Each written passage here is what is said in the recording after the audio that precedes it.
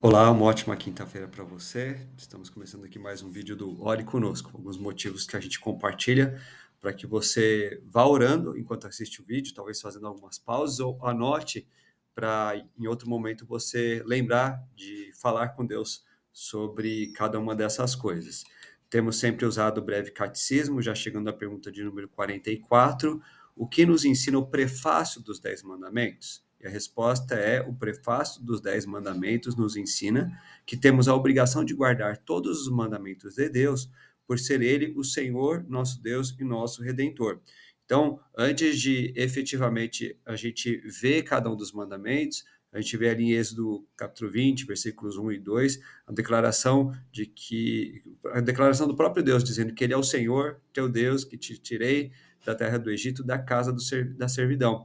E algumas verdades que a gente pode reconhecer a partir dessa declaração do próprio Deus é que nós temos a obrigação, o dever de guardar os mandamentos, porque Ele é o nosso Criador. Então, já a própria autoridade dele sobre a nossa vida, a nossa dependência para com Ele. A aliança que Deus estabelece, porque Ele se faz como o nosso Deus, e a própria redenção que Ele traz por meio de Jesus Cristo. Então, devemos obedecer a Ele também por esse motivo. E um outro motivo é porque nós devemos agradecer a Ele por tudo que Ele fez e por tudo que Ele tem feito. E uma maneira de agradecer é seguindo realmente os mandamentos dele. Ore para que nós sejamos cada vez mais obedientes. Não a obediência pela obediência. Obedecer, vou obedecer porque manda quem pode, obedece quem tem juízo. Mas reconhecendo essa grandeza da autoridade, do amor, da aliança estabelecida por Deus para conosco. Vamos orar pela igreja, e não só pela igreja local, mas pela igreja presbiteriana do Brasil. Nós temos aí as fotos do pastor Roberto Brasileiro, que atualmente é o presidente do Supremo Concílio, pastor Marcos Antônio, que é o vice-presidente do Supremo Concílio, pastor Juarez é o secretário executivo, e o presbítero José Alfredo, que é o tesoureiro.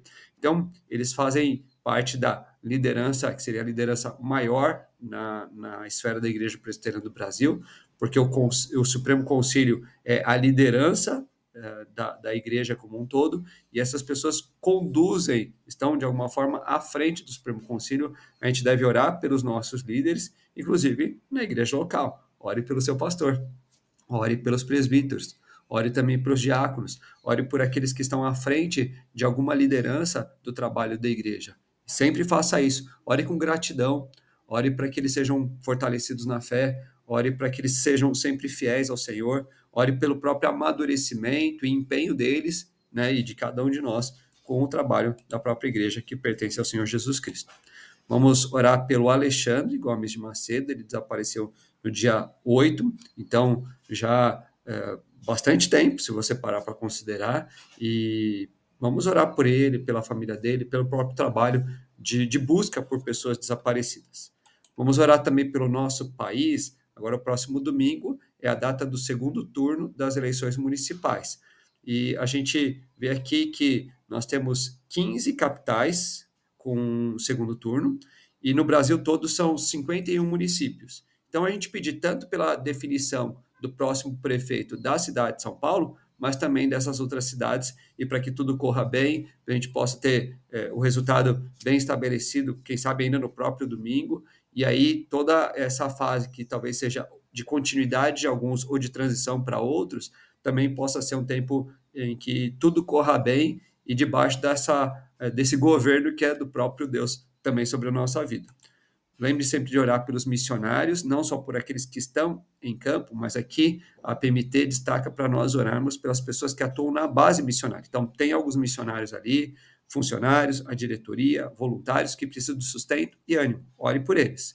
E ore também para os missionários da Junta de Missões Nacionais. Estou destacando aqui 3 famílias missionárias: o pastor Paulo, Helder e a Márcia, que são pais do Josué e do João, estão lá em Santa Quitéria do Maranhão.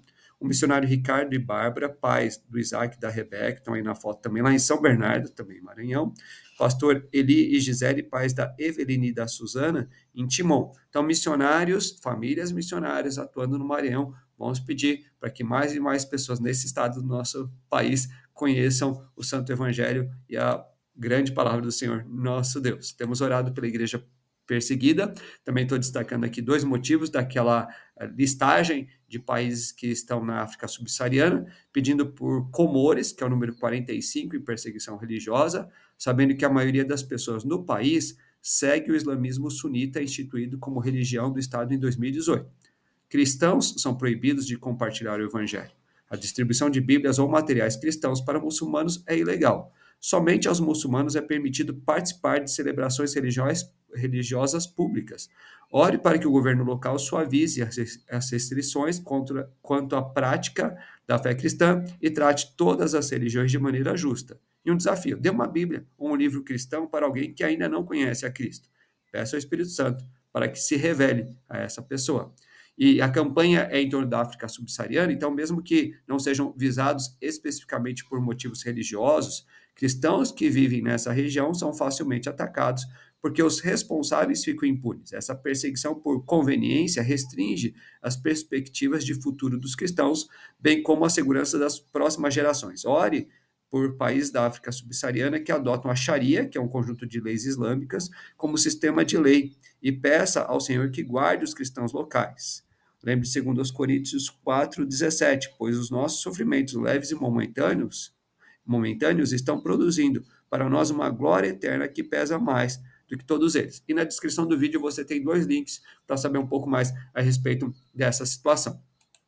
Hoje nós pretendemos estar juntos no nosso templo às 8 horas da noite, orando por esses motivos, orando pelos outros motivos, orando juntos uns com os outros. Isso é muito importante, lendo e meditando na Santa Palavra do Senhor também, e com atenção especial para Atos capítulo 13. E aí você já pode até fazer uma leitura com a anotação daquilo que mais te chama a atenção, que é a nossa lâmpada, quais são suas dúvidas, olha o ponto de interrogação, quais as direções e aplicações de Deus para a sua vida, a gente usa a setinha, o coração é aquilo que é central no texto, e aí é a oportunidade da gente compartilhar, é um balãozinho de conversa. Então, ore por esse momento, compareça, vamos orar juntos, sempre mais e mais. E você pode separar um tempo para orar com a sua família, talvez também com amigos, por esses motivos que a gente apresentou aqui. Deus te abençoe.